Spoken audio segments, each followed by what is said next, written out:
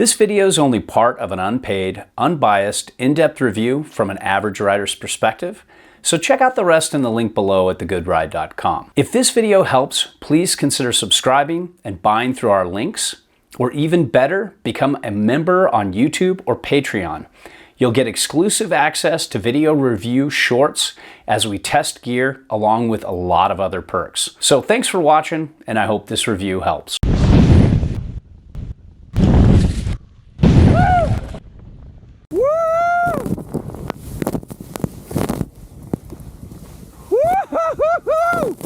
Welcome to The Good Ride. I'm James Beastie, and I like to make mediocre matter one good setup at a time. And this is the Burton straight Chuter. Next to it, in a very matchy light metallic Prince purple, is the Union Atlas. Below that is the Ride Fuse, which I rode with this board. But I also got some time on the Burton Photon step-ons with Genesis step-ons. I took out the Nidecker Rift Lace, the Burton Kendo, and the Burton Tourist with my drift board bindings and Union Rovers for some early uphill travel before the lift, so I didn't have that frantic manic powder panic when the lift's open. I got this in a wide variety of conditions. I had this board for a whole season. I asked Burton to send me one. They let me keep this. It's not normally my style. I usually send it back, but I wanted to put a shit ton of time on this and make sure I got a proper review. So I didn't take it out every day. I didn't take it out all the time, but anytime a new condition on the mountain presented itself, I took this board out. So I got it in messy groomers, little hard groomers, good powder, better powder, and even better powder. So I got a lot of time on this over the season, and I'm stoked I did because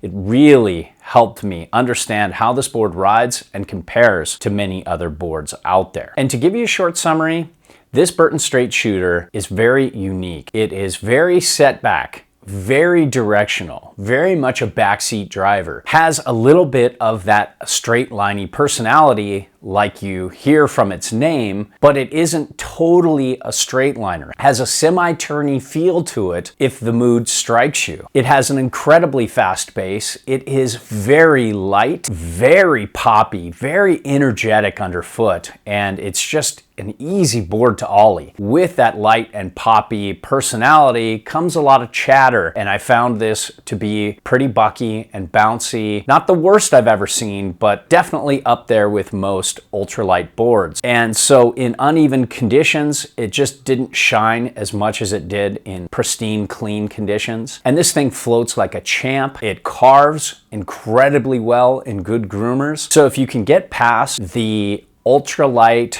chatter in uneven snow, this could be a great board for you. Now, when it comes to sizing, this 59 fit me perfectly. I might be a little small with my size 9 boots for this, but overall, it's a very good fit, and I had an easy time controlling it, especially being 5'10 and 185 to 190 pounds. I'd say I felt a little heavy for this, but I always feel a little heavy for ultralight boards like this. I think if you had size 9 to 10 boots, you're 5'10 and you're 160 instead of 185, this might be a really fun board in most conditions. Now, when it comes to the shape, this is very tapered, very directional, very set back on board. There's a lot of nose versus tail, and I like that because that's how I like to ride powder. That's how I like to ride boards like this on groomers. It's definitely set back and directional for a free ride board. It likes a little more back foot weight. I set this up in all kinds of stance angles. I set this up posy, like 24 on the front. I set it up 18 front, -3, and played around with all those stance angles. All of them seem to work about the same. This likes a little more back foot weight out of the turn to keep the tail from washing because it has a good bit of taper. But overall, it's just like most tapered directional boards, and that's very predictable and very fun. The camber profile is their directional camber, but there is a longer transition before the nose than some directional camber Burton boards, and then there's a big old nose. So it doesn't feel as technical as some directional camber boards, but I would still say it's more advanced to expert,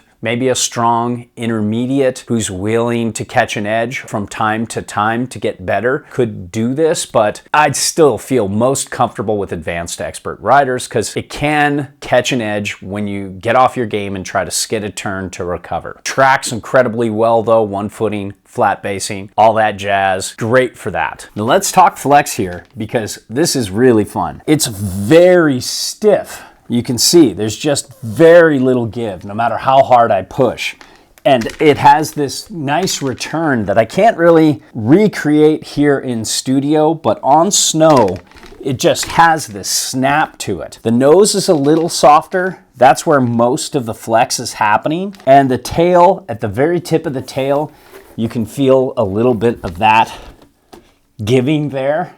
But overall, it's a very stiff flex. Now here's the weird thing. I could butter off the tail okay with this. Not amazing, but pretty good. I could also butter off the nose pretty well with this. And the pop was easily accessible. I don't know why a board this stiff let me engage that pop so easily, but it did, and I really like that. So I think a lot of you, if you flex this thing in the shop, you might not really understand what you're gonna get on snow. Bottom line, exceptional ollie power. So when it comes to uneven snow and how this dynamic poppy flex personality interacts, this kills it if you're a really light rider. But it doesn't do well for people like me in hard micro bumpy snow. You could really feel the chatter. It really bumped the edge out of the radius of your turn. So as you're mid-turn, you hit a little bump. It would often buck the edge up and keep you from continuing your turn. So I didn't like that, but it's not the worst I've experienced. And then when the snow gets a little uneven, as the groomers start to change from being corduroy to messy, most boards I was riding same day in comparisons with this just held their edge better. Like I was out on the Burton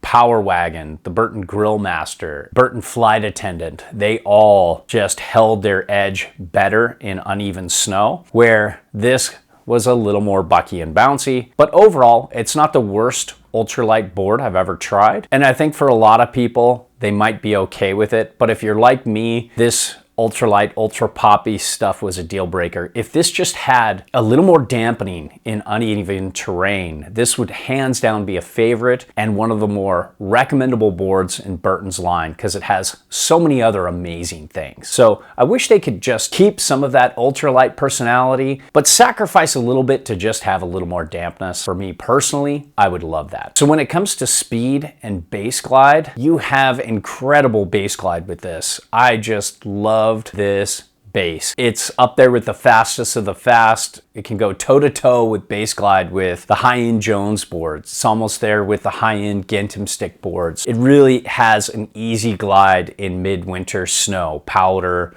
good groomers, better and longer than most. So if you're on a long flat cat, or you're traversing out to get a powder line, you should go first. Everybody else should get behind you unless they have a board with a similar base. So love the base. And when it comes to pointing it, bombing, going straight, yeah, the side cut definitely allows you to go straight. And in good conditions, this thing can point it. That stiff flex can handle some speed. But again, if you're trying to point it in uneven conditions, you're gonna get a lot of feedback. The nose isn't going to get all clown shoey and weird, but it will vibrate more than the rest of the board, and you will get some feedback throughout the entire board. So it's got a straight line friendly side cut, but not a total straight line friendly flex personality. So good conditions, great straight liner. Medium to uneven conditions, not the best straight liner. Now when it comes to edge hold, again, Burton just has this kind of edge hold that feels great in good conditions, but the minute you start to get into medium to varied conditions where it starts to become semi-hard, this edge just lets go a little easier than almost any other free ride board. I just wish they had a little more grip. I don't really need like some crazy disruption,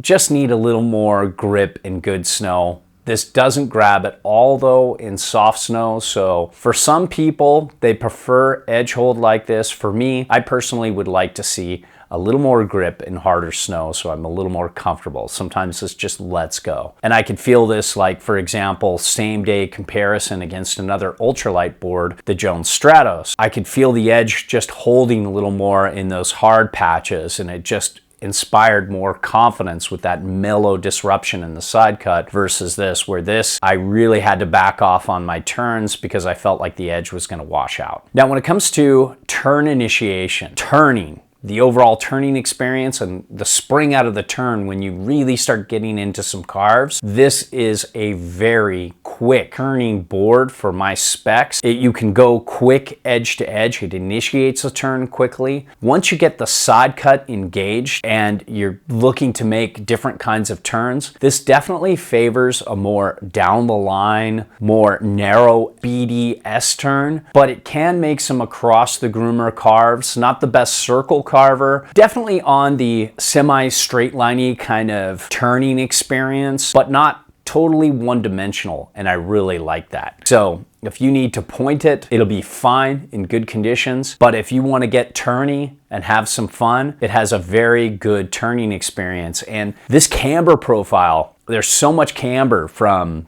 basically the inserts way above the channel to the tail. There's a lot of pop and a lot of drive.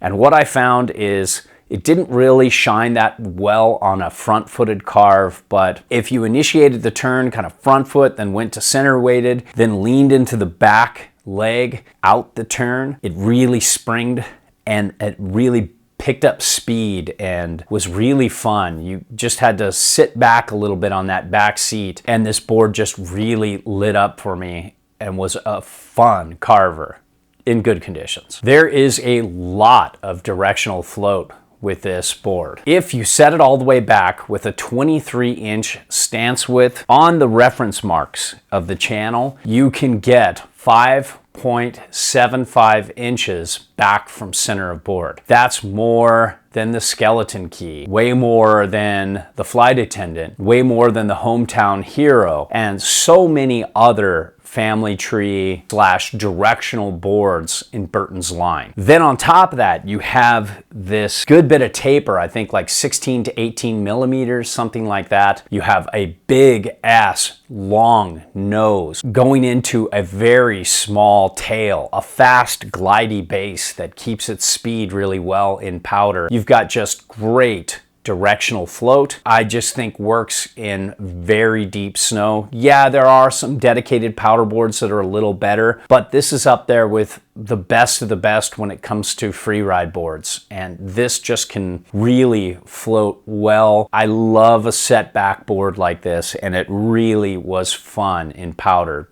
Great in the trees. Not the best because of the turning. It's not a super turny board, but in the open trees that I have at Mount Bachelor and low angle powder that I have, this did very well. So overall, I think the Burton Straight Shooter is an amazing ultralight board, but it is an ultralight board. So that can be a deal breaker for riders like myself who want more dampness, don't want to get bucked and bounced around when conditions get uneven. Far from being the worst ultralight board I've ever tried. And I think if you're a lighter rider who wants a fast pace, wants a really poppy ride, sees a lot of good conditions, like something a little bit more on the straight liney side of turning, could be an amazing board, especially if you see a lot of powder, but also want to just rail high-speed carves on groomers. This could work for you. Giving advice on YouTube is very difficult because I need a lot of info from you to actually help. So if you want real advice, fill out the Me Harmony profile in the link below so I can help you properly.